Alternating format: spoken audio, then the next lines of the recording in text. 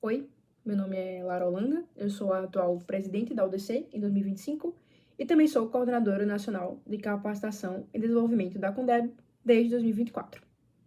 O vídeo de hoje dá sequência à nossa série de vídeos preparatórios em prol da segunda Copa Nacional de Debates, evento esse que vai acontecer em Belo Horizonte em maio, e eu espero ver vocês todos lá. O tópico de hoje é algo que quando eu comecei a debater, quase 2 anos atrás, eu tinha muita dificuldade com, mas que depois de depositar muito esforço consciente para melhorar, é a minha melhor habilidade enquanto debatedora, ou pelo menos eu acho isso e é o que me dizem. E isso é o uso eficiente do tempo. Eu sempre defendo e sempre vou defender que o debate ele é essencialmente um jogo de narrativas. E um discurso bem-sucedido não deve ser medido pelo número de minutos que você usa, mas sim pela forma como cada unidade de tempo gera impacto no painel e dificulta respostas eficientes dos outros times. O objetivo, portanto, não é apenas passar informação, mas sim controlar a dinâmica da rodada, em específico. O objetivo final desse módulo que eu quero passar para vocês é auxiliar vocês para que vocês otimizem a autopercepção do seu discurso, para que ele seja um pouco mais memorável e convincente dentro daquela estrutura limitada de tempo a qual todos nós temos, que é 7 minutos, com o acréscimo final de 15 segundos para efetivamente concluir nossas ideias.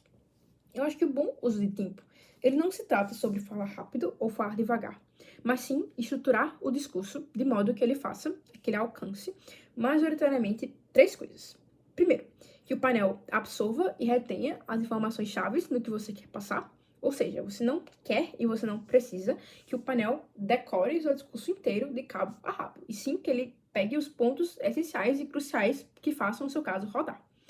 2, que o seu adversário tenha dificuldade de responder de forma rápida e de forma eficiente. E 3, que cada segundo reforce a sua posição naquele debate. Dentro disso, eu tenho também 3 erros bem comuns que até os debatedores mais experientes cometem, que são gastar tempo demais em partes estruturais que não movem o debate para frente essencialmente. 2, não conseguir identificar quando um ponto já foi suficientemente explicado e dar prosseguimento para sua ideia. E, por fim, tratar os 7 minutos como uma sequência de blocos isolados, sem muita fluidez ou sem esforço para fazer links lógicos coesos entre eles. Certo. Feita essa introdução, vamos entrar no nosso primeiro ponto, que é entender como o tempo ele é percebido e interpretado pelo painel.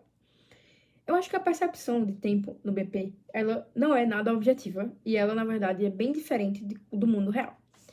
Alguns argumentos podem parecer mais longos ou mais curtos, dependendo da forma como você estrutura e apresenta eles. É aí que entra o conceito daquele famoso delivery. É quase como uma lógica de tempo invisível. O timing do argumento não se mede apenas pelos segundos gastos, mas sim pelo espaço mental que ele vai ocupar na cabeça do painel. Se ele for mais intuitivo, por exemplo, ele pode ser absorvido de forma mais rápida e com menos explicação. Mas é aí que está a sacada. Quase nada é intuitivo, quase nada é relevante ou quase nada é qualquer outro adjetivo que usamos para avaliar um bom argumento por si só. Tudo depende do debatedor, tudo depende da forma que você escolhe apresentar essas ideias. E isso me puxa para o meu segundo ponto. O tempo de discurso e a forma que você utiliza ele da melhor maneira possível é uma questão essencialmente de framing. Eu acho que o argumento mal introduzido, ele pode parecer relevante, por exemplo, e, portanto, consumir mais tempo do que ele deveria para ser compreendido, do que ele deveria e do que ele poderia também, no caso. Já um argumento bem contextualizado, bem mastigado e bem posicionado naquele debate, naquela noção, antes mesmo de ser totalmente enunciado, ele pode ser absorvido com mais rapidez, o que reduz a necessidade de explicação e, por consequência, reduz o tempo que você gastaria nele. O ponto é que o mesmo argumento pode parecer mais ou menos importante, dependendo de como o resto do discurso inteiro for estruturado. Por isso, é muito importante você ter uma ordem de priorização bem clara quando você for montar o seu discurso. Você tem que ter muita clareza e muito discernimento e muita convicção do que vai ser falado primeiro, depois, primeiro, durante e depois. Ou seja, início, meio e fim. Você tem que ter isso bem claro na sua cabeça. Você tem que ter muita certeza de que esse, de fato, é o caminho que você quer escolher para montar. E você também tem que se atentar, obviamente, em aspectos um pouco mais de oratória. E eu não estou dizendo necessariamente sobre dicção, mas sim sobre cadência e ritmo para enfatizar os seus pontos que você quer que sejam enfatizados.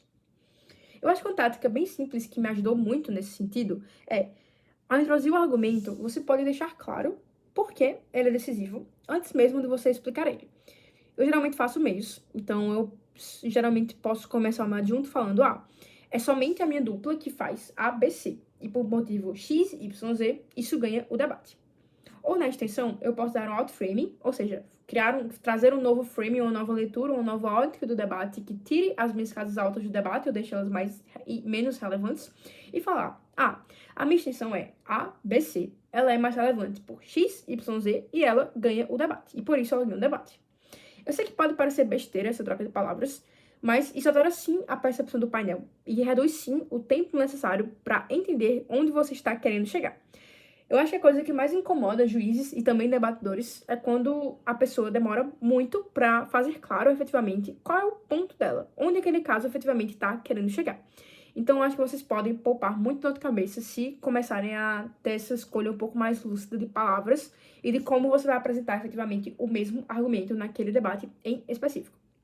Isso, obviamente, também vem com, enfim, muito treino, muita experiência e muitas práticas de debater mesmo. Eu acho que vocês podem começar a fazer treinos, se essa for sua dificuldade, vocês podem começar a fazer treinos centrados em análises, e principalmente análises mais rápidas.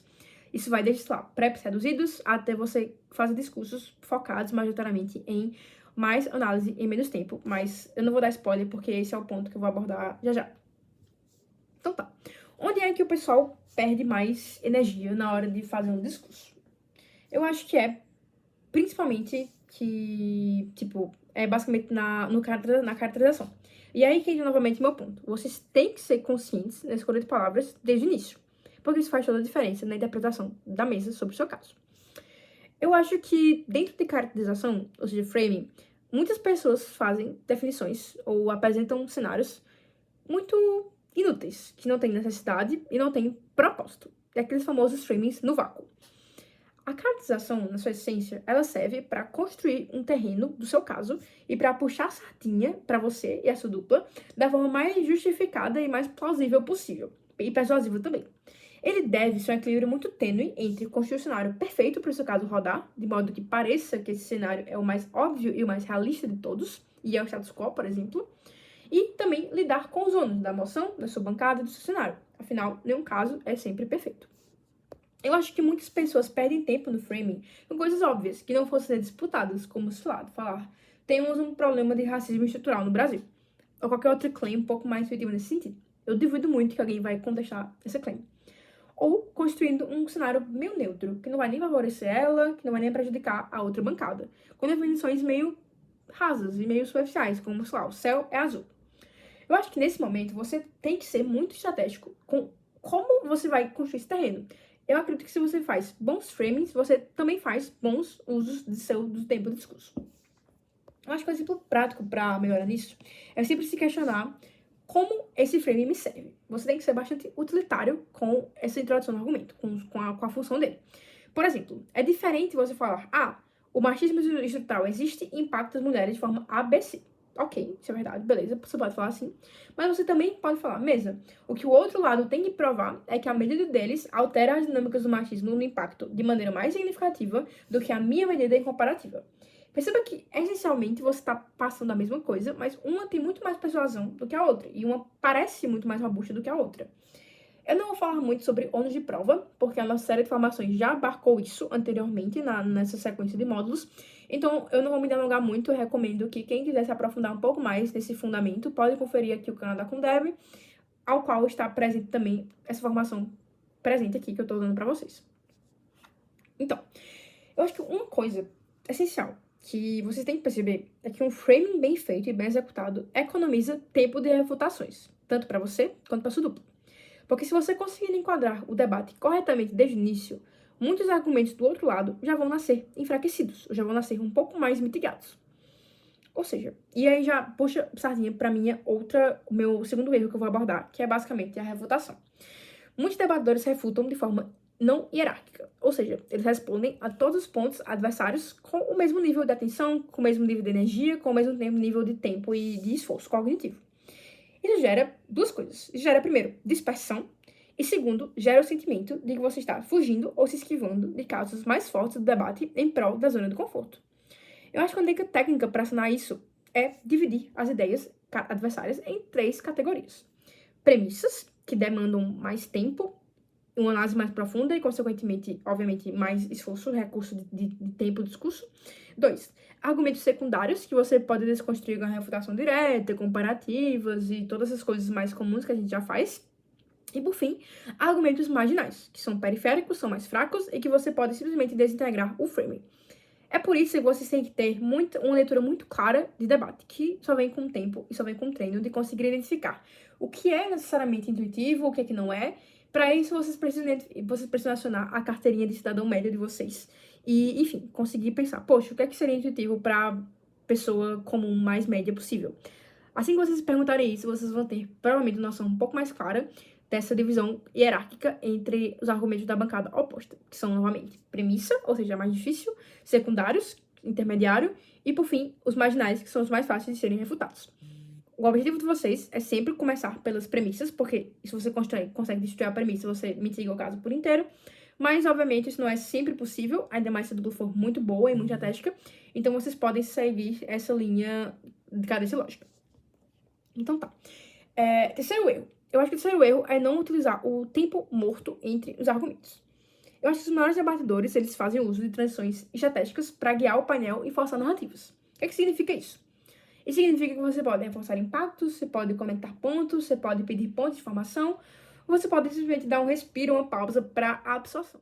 Eu acho que talvez a maior dificuldade das pessoas dentro do estudo que eu tô falando é como construir análises complexas em menos tempo. Eu acho que nenhum segundo do discurso tem que ser descartável. Cada frase tem que ter um propósito. Cada frase tem que ter um impacto, quase como no efeito dominó mesmo. Você tem que desenvolver uma estrutura enxuta e cortar redundâncias. Para isso, você tem que sempre se perguntar: qual é o menor número de elementos necessários para que esse argumento funcione? Qual é a quantidade mínima de palavras que eu tenho que usar para que a minha ideia seja traduzida da forma que eu quero que ela seja? E é aí que entra o que eu falei agora há pouco, sobre ser extremamente lúcido na sua escolha de palavras do caso. Às vezes, coisas que parecem sinônimos, por exemplo, podem fazer muita diferença, como você trocar muitas vezes por majoritariamente. Eu sei que parece bem bobo, mas quanto mais vocês prestarem atenção nisso, vocês vão notar a diferença do impacto das palavras e, por consequência, do seu caso. Vocês também podem fazer outra coisa, que é criar argumentos que sejam comparativos desde a sua origem. Ou seja, em vez de construir um argumento e depois compará-lo, você pode fazer isso dentro da sua própria estrutura, de forma mais integrada. Isso reduz a necessidade de refutação posterior e já posiciona sua fala como mais robusta, ou pelo menos dá a impressão de que seu caso é mais coeso, mais sólido e você está contribuindo mais e dando mais material no debate. Por exemplo, você pode falar: a nossa medida ajuda mulheres porque X, Y, Z. E aí, depois, só depois, você pode falar: o outro lado falha porque A, B, C. Mas você pode fazer isso de forma mais integrada. Você pode falar: nossa medida ajuda mulheres de forma mais efetiva do que o outro lado por X, Y, Z, enquanto eles têm A, B, C como limitação estrutural. Isso não apenas te favorece em questão de tempo, como também dá a impressão de que você tem um caso, novamente, mais robusto e mais coeso, o que dificulta a vida até mesmo de outros times, porque dá a impressão que você está dando muito material para eles engajarem com. Isso é interessante, porque quanto mais integrado você deixa o caso, mais difícil você deixa para outras bancadas de perceberem as partes individuais dele e, consequentemente, os erros individuais também. Eles vão provavelmente ter que recorrer a, sei lá, engajar com a sua premissa, por exemplo, uma coisa um pouco mais difícil, já que agora você está apresentando para eles um bloco conjunto de ideias e não necessariamente uma coisa tão dividida e tão clara assim para eles refutarem tintim por tintim. Eles podem provavelmente ficar confusos sobre com o que engajar primeiro. Podem cair numa armadilha de, sei lá, focar no argumento secundário seu ou marginal, que você, enfim, não era tão importante assim para sua análise. Isso é provavelmente o que eles vão fazer, porque é o caminho mais fácil. Então, ok. Eu falei muita coisa de teoria, talvez, eu acho, já que o tópico dessa formação não necessariamente é um fundamento, mas sim um modo de fazer as coisas, que eu acho que deixa um pouco difícil, ou um pouco mais difícil de traduzir isso para o formato de informação. Mas eu vou tentar dar umas dicas práticas para vocês conseguirem implementar isso de forma mais coisa. Eu acho que hoje em dia as pessoas tentam fazer coisas de forma muito diferente e inovadora, mas eu acho que você não vai ser um debate do inferior se você usar aquela velha lógica do causa, efeito, impacto, tá? Eu acho que isso ajuda muito a mitigar a redundância e fazer discursos mais eficientes e usar os seus 7 minutos de forma mais robusta possível. E percebam a economia de palavras que eu vou usar agora, usando essa lógica do causa, efeito e impacto. Eu posso falar no exemplo errado. Quando as pessoas são marginalizadas, elas perdem acesso a oportunidades. Isso significa que elas têm menos chances de mobilidade social, o que as mantém presas a um ciclo de pobreza. Ou eu posso fazer do meu jeito, que é: mesa. A marginalização tira o acesso a oportunidades, impedindo a mobilidade social, perpetuando a pobreza. Perceba que usar o tempo de forma eficiente é muito sobre a nuance do que você fala. Não é necessariamente sobre o conteúdo, mas também sobre a forma. Eu economizei muitas palavras agora que eu posso usar depois com outras coisas mais produtivas. Então tá. E dos outros debatedores, no sentido de engajamento, eu acho que de forma mais fácil é por pós mesmo. Eu acho que, principalmente em salas de debates bons, debates competitivos, as pessoas vão fazer pós se sentirem ameaçadas pelo seu caso, ou se sentirem que ele é forte e tiverem a necessidade de dar boas respostas para eles. Porque, afinal, o objetivo é você ganhar, e você precisa ganhar. Para ganhar um debate, você tem que ganhar 3 comparativos diferentes. Então, acho que quando o seu caso ele tá bem, tá só no debate, as pessoas vão provavelmente fazer pós para mitigar ele perante a mesa adjudicadora. E o oposto acontece também, tá? Se o seu caso ele não estiver tão forte, não tão relevante assim, provavelmente você não vai receber pós, porque as pessoas vão achar que, enfim, não é tão comparativo ou não é tão relevante assim. Ou se você receber um pós, vai ser um pós bem, talvez, debochado, pra tentar só, enfim, te tirar, te matar naquele debate per si. Então você tem que prestar atenção não apenas na quantidade dos pós, mas também na qualidade deles. E também, acho que durante o próprio debate mesmo, se você ver que, só, se você for o primeiro governo e você perceber que no IP da oposição estão falando bastante de você ainda, isso é um bom sinal de que o seu caso se manteve forte no debate, se manteve sólido, se manteve relevante. Da mesma forma, se você for um whip de oposição, por exemplo, e aí o whip do governo passa 5 minutos falando do seu discurso, da sua dupla, que foi isso na oposição, provavelmente ele se sentiu ameaçado por aquele caso e considerou ele o caso mais relevante. Então, usem essas interpretações e essas nuances do debate ao seu favor. Da mesma forma, se o conceito for muito contrário ao senso comum ou muito técnico, por exemplo, e aí volta naquilo que eu falei sobre ativar a sua carteirinha de cidadão médio para ter essa noção de comparativo de onde aquele argumento está posicionado, você pode precisar de reforço nele. Então você pode reformular ele de forma diferente, em vez de apenas repetir ele over and over again, na esperança de que isso vá mudar alguma coisa, porque geralmente não muda. Você pode repetir de forma inútil, falando: as pessoas precisam do acesso ao mercado de trabalho para sair da pobreza, e isso é importante porque sem trabalho elas continuam pobres. Ou você pode reformular isso de forma estratégica, com outras palavras. Você pode falar: o mercado de trabalho não é apenas sobre renda, mas também sobre capital social. E sem isso, a exclusão se perpetua. Isso é uma coisa que eu particularmente gosto de fazer, falar: mas o debate não é apenas sobre ABC, ele também é sobre X, Y, Z. E isso é mais importante. Então, novamente, outra dica de nuance que vocês podem usar para, enfim, acelerar o discurso e também deixar ele um pouco mais estratégico. Eu acho que a última coisa que eu tenho para falar, e talvez seja a dica que mais me ajudou na minha vida, é basicamente fazer uma inversão.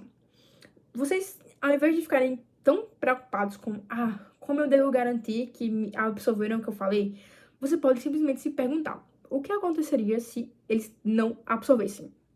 E aí, isso tem 2 respostas possíveis. Se a resposta for: poxa, eles perderiam o impacto principal do meu argumento, ou a minha premissa seria totalmente massacrada, isso é um sinal que vale a pena repetir de forma estratégica ou reinterpretar a mesma coisa que você falou. Se a resposta for: eles só perderiam um detalhe menor, ou o mecanismo X seria impactado, mas o mecanismo Y ficaria ileso, então você pode seguir adiante. Eu espero que o que eu falei nessa formação curta, de apenas 20 minutos, exatamente 20 minutos, da forma que eu planejei, tenha sido útil para você de alguma medida. Eu espero que ela tenha conseguido agregar nessa coisa um pouco nuancizada e até difícil mesmo de passar para frente, que é o uso do seu tempo, uma coisa tão pessoal, então acho que difícil às vezes ser adaptada. E eu também espero que, caso você tenha cuidado com isso, as dicas que eu dei aqui, práticas e simples, mas práticas e que sim fazem diferença, sejam agregadoras na jornada de debates. E eu vou deixar aqui o meu contato, aqui na bio, eu acredito, na bio do vídeo. E qualquer dúvida, qualquer explicação além disso que vocês quiserem, eu tô disponível.